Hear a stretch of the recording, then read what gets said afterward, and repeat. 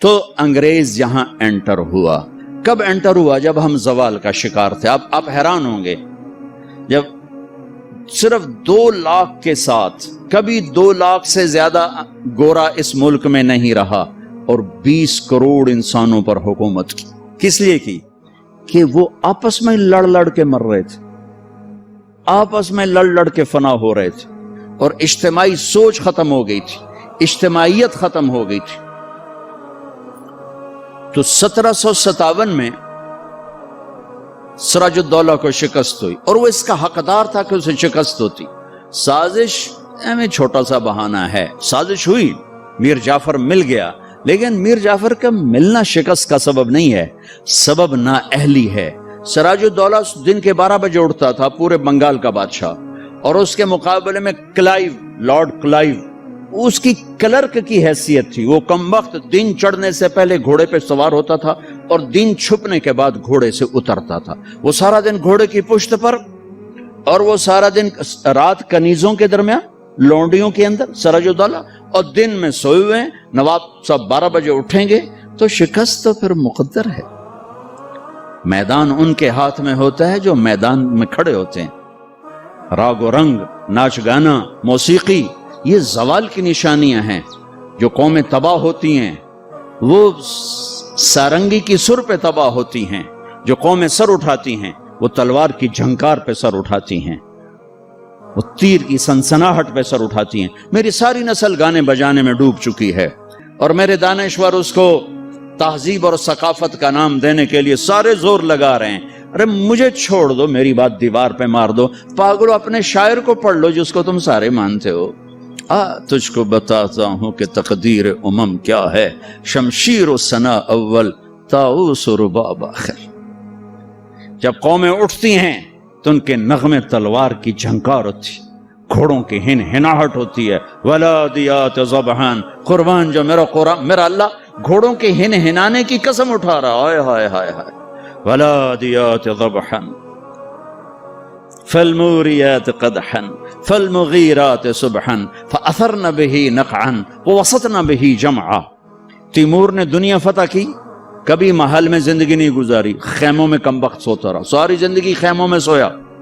چنگیز خان دنیا کا سب سے بڑا فاتح ہے، ساری زندگی خیمے میں سویا، کبھی محل میں نہیں سویا. اس کی اولادوں نے سونے چاندی کے گھر کھڑے کر دیے، وہ موت تک خیمے میں سویا. کہ آؤ میں تمہیں بتاؤں کہ قوموں کی تقدیر کیا ہے، بلندی کب آتی ہے، زوال کب آتا ہے.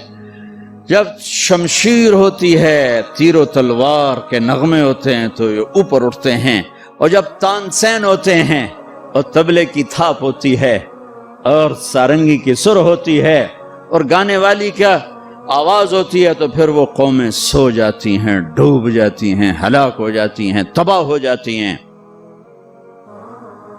تم شریعت کو بیچ سے نکال دو، تاریخ کو بیچ میں لاؤ کہ قوموں نے عروج کیسے پکڑا، زوال کیسے آیا. سارے حکمران ڈوبے ہوئے تھے سارنگیوں میں، کنیزوں میں، تو اللہ نے انگریز بھیجا، جاؤ ان سب کو جوتے مارو اور ان کو تخت سے کان سے پکڑ کے اتار دو. آخری میں ٹیپو سلطان تھے، لیکن جب کوئی قوم ڈوبتی ہے تو ایک فرد مشکل سے ہی کسی کنارے لگا سکتا، لہذا وہ اپنی جان کی قربانی دے گئے. 1799 4 مئی 1799 دریائے توی وہاں بہتا ہے، اس میں اپریل کے اینڈ میں سیلاب شروع ہو جاتے ہیں اور فوجیں رک جاتی ہیں. لیکن میرے اللہ کو مسلمانوں کا اقتدار ختم کرنا تھا، تو اس سال موجیں نہیں آئیں، سیلاب ہی نہیں آیا، دریا خشک پڑا تھا. اور انگریز کی مدد کرنے والے کون؟ نظام الدین، حیدرآباد کے مسلمان حکمران. مرہٹے تو چلو ہندو تھے. جب ضمیر سوتا ہے، جب حکومتیں کیوں چھینی؟ کہ ٹیپو جیسے شاہ سوار کے لیے، شیر نر کے لیے نظام الدین کی فوج آ رہی، مسلمان فوج آ رہی، اس کے لیے تو انہیں ڈوبنا چاہیے، انہیں مرنا چاہیے، انہیں غلامی کا طوق پہننا ہوگا. میرے رب کا نظام ہے، میرے رب کا قانون ہے کہ یہاں نااہل کو نہیں بٹھایا جا سکتا، اہل ہی آتے ہیں تو نظام چلتا۔ وہاں میر صادق جڑ گیا، ادھر میر جعفر جڑ گیا۔ این جب اگر یہ نہ بھی ہوتا نا تو بھی ہو ہی جانا تھا۔ میر صادق نے کہا بھائی وہ تنخواہ لے لو، فوج انگریز نے حملہ کیا، وہ کہتا آؤ بھائی تنخواہ لے لو، سارے تنخواہ لے لو۔ وہ پتہ نہیں کیسے کرائے کے فوجی تھے، وہ تنخواہ لینے کے لیے دوڑ گئے۔ ٹیپو کھانا کھا رہے تھے، نوالا ہاتھ میں تھا کہ شور پڑا کہ جی قلعے کی دیوار ٹوٹ گئی، فوجیں داخل ہو گئیں، کھایا نے بھی چھوڑ دیا۔ شیر کی ایک دن کی زندگی گیدڑ کی 100 سال کی زندگی سے بہتر ہے۔ انہیں پتا تھا اب کوئی راستہ نہیں ہے، اپنی جان کا نذرانہ دیا تو جنرل ہیرس نے کہا آج ہندوستان ہمارا ہے۔ پھر دلی بھی آ گئے، شاہ عالم ثانی کے زمانے میں دہلی میں انگریز داخل ہو گئے، اور پھر بہادر شاہ ظفر جو 1857 کی جنگ آزادی، وہ ایک ایسے جیسے یہ ہمارا جلوس نہیں ہوتا، جلوس، ان جلوسوں نے کبھی کچھ کیا؟ جلوسوں سے کچھ نہیں ہوتا سوائے کہ 2-4 گڈیاں ساڑو، 2-4 سائن بورڈ بن دیو تے جاندے گراہ گیران دے بوجب لٹ لو۔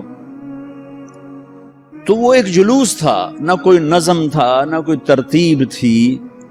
اور ظلم کا جواب ظلم نہیں ہوتا ہے۔ جب انہوں نے دلی پہ قبضہ کیا تو انگریز عورتیں تھیں وہاں، 70 انگریز عورتیں تھیں اور 30-40 بچے تھے، انہوں نے سب کو ذبح کر دیا۔ ان کے ساتھ اللہ ہوگا جو عورتوں کو ذبح کر دیں، جو بچوں کو ذبح کر دیں۔ میرا دین ظلم کی اجازت نہیں دیتا۔ حضرت علی اور یہودی آپس میں جنگ ہو رہی، خیبر قمواس کا قلعہ، ابھی بھی اس کی دیواریں کھڑی ہیں۔ میں پچھلے سال گیا تھا وہاں، اس کو دیکھا تھا جا کر، جہاں سے حضرت علی چڑھے، دروازہ توڑا سر، تو اس پر وار کرنے لگے، اس نے منہ پہ تھوک دیا، تلوار پیچھے کر لی، کہ چلو دوبارہ۔ کہنے لگے ہیں دوبارہ کیوں؟ مجھے قتل کیوں نہیں کیا؟ تو میرے اوپر چھا گیا تھا، کہ پہلے تو میں اللہ کے لیے قتل کر رہا تھا، جب تو نے میرے منہ پہ تھوکا تو مجھے غصہ آ گیا، مجھے ڈر لگا کہ تمہارا قتل میرے غصے کی وجہ سے کہیں نہ ہو، اللہ نہ ناراض ہو جائے، میں تمہیں اللہ کے لیے قتل کر رہا ہوں۔ انہوں نے کہا میاں مجھے کلمہ پڑھا دے، مجھے نہیں لڑنا۔ اور جب اسلامی لشکر جاتے تھے تو حکم ہوتا تھا کسی بچے کو نہیں قتل کرنا، کسی عورت کو نہیں قتل کرنا، کسی گرجے کے راہب پادری کو نہیں قتل کرنا، بوڑھوں کو نہیں قتل کرنا، درختوں کو آگ نہیں لگانی، درختوں کو نہیں کاٹنا۔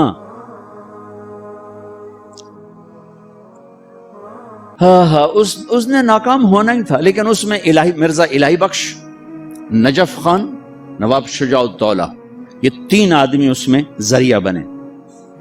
لیکن وہ نہ بھی ذریعہ بنتے تو بھی وہ معاملہ 4 دن بعد پھر ہو جاتا، 4 دن پہلے 4 دن بعد ہوتا، لیکن ان کے ماتھے پر رسوائی کا داغ لگنا تھا، اور ان کی قبروں نے موت تک نحوست دیکھنی تھی، اور ان کی ہڈیوں نے نحوست دیکھنی تھی۔ تو مرزا الہی بخش، نواب شجاع الدولہ اور نجف خان، یہ انگریزوں سے مل کر انہوں نے راستہ بنایا، اور یوں 1857 پر آ کر مکمل زوال ہو گیا۔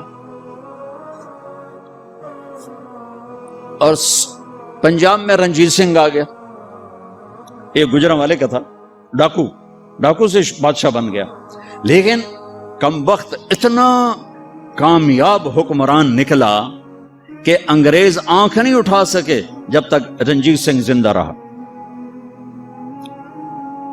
ایک آنکھ ضائع ہو گئی تھی جنگ میں، ایک وزیر مسلمان تھا، اسے کہنے لگا تم لوگ کہتے ہو تمہارے قرآن میں ہر چیز کا ذکر ہے، انہو لذکر لک ولقومک، اور ایک اور آیت اس کے فیہ تبیان لکل شیء، آیت نہیں ہے، مضمون ہے، علماء کی بات۔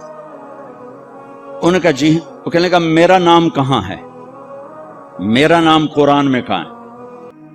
وہ کہنے لگا تھوڑا نام کیوں نہیں ہو سکتا قرآن؟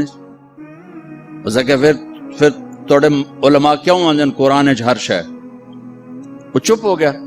شام کو اپنی محفل میں اس نے بات کی تو وزیر کا مراسی بیٹھا تھا، انہوں نے کہا حضور تسی مینو لے جاؤ میں جواب دے سا دا۔ اس جگہ اتنے علماء بول نہیں سکے، تو کتوں جواب دینا؟ تو میں لے تا جا، تو ویکھی میں کیویں جواب دینا۔ اگلے دن وہ آ گیا، کہنے کا حضور وہ کل بات بیچ میں رہ گئی تھی، یہ بات تو ساڈا مراسی تو جواب دے گا، عالم دی لوڑ ہی کوئی نہیں۔ اس اچھا اوے میرا نام ہے قرآن کہ جی ایک واری دساں 10 واری دساں؟ وہ کہ ایک واری دس دے مینوں سہ۔ اچھا وہ ایک آنکھ نہیں تھی، کانا تھا، کانا۔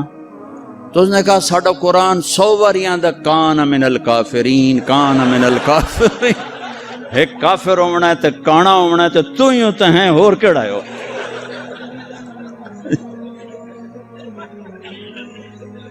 1818 میں اس نے میرا ضلع ملتان فتح کیا، رنجیت سنگھ نے، مظفر خان کی حکومت تھی، وہ 5 بیٹوں سمیت شہید ہوئے۔ وہ خود بڑے عالی حکمران تھے، لیکن نہ عوام میں جان تھی نہ فوج میں جان تھی، صلاحیتیں ختم ہو چکی تھی، شہید ہو کے 5 بچوں سمیت شہید ہو کے۔ پھر اس کمبخت نے وہاں میرے علاقے میں 3 بازار حسن قائم کیے، ایک ملتان میں بنایا طوائفوں کا اڈا، ایک کیروڑ پکا میں بنایا، اور ایک میرے تلمبے شہر میں آیا، اور وہاں اس نے کوئی 1 مہینہ قیام کیا، چونکہ بہت خوبصورت جگہ تھی، دریائے راوی اس کو ہٹ کرتا ہوا گزرتا تھا، اور کھجوروں کے باغ تھے بڑے زبردست۔ ایک بازار حسن اس نے وہاں بنایا۔ پچھلے کوئی 8 سال سے میں نے وہاں جانا شروع کیا، ملنا شروع کیا۔ وہ بازار حسن اب ختم ہو چکا ہے، چند بچیاں رہ گئی ہیں جو مجھے پیغام دیتی ہیں ساڑی شادی کرا دیو، اسی توبہ کرنی ہے، ختم ہو گئی۔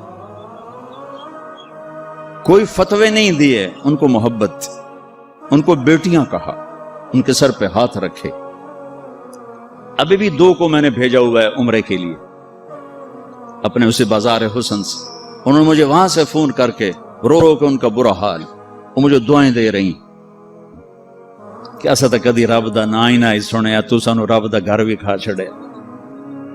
تب چند ایک وہ بیچاری روتی ہیں کہ ساڈے کو اور پیشہ کوئی نہیں تھا، عزت دیون واسطے تیار کوئی نہیں۔ میں تو جب سے طوائفوں سے ملا ہوں مجھے طوائفیں مظلوم نظر آئی ہیں، اور انہیں نچانے والے ظالم نظر آئے ہیں، ان کے جسموں سے کھیلنے والے درندے ہیں، انہیں گھنگرو پہنا کے نچانے والے بھیڑی اور درندہ نما انسان ہیں۔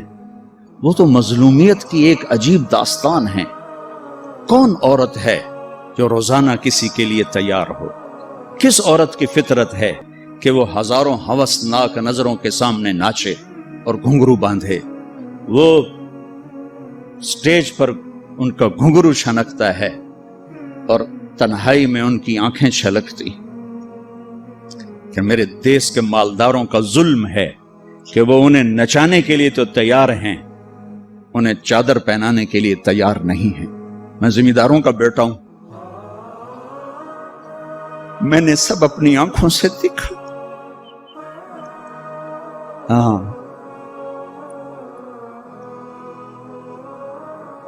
مالداروں کی ہوس کا نشانہ بننے والی طوائف ہو گئی، اور مالدار چودھری صاحب بھی رہا، کوئی دامن پہ داغ ہی نہیں۔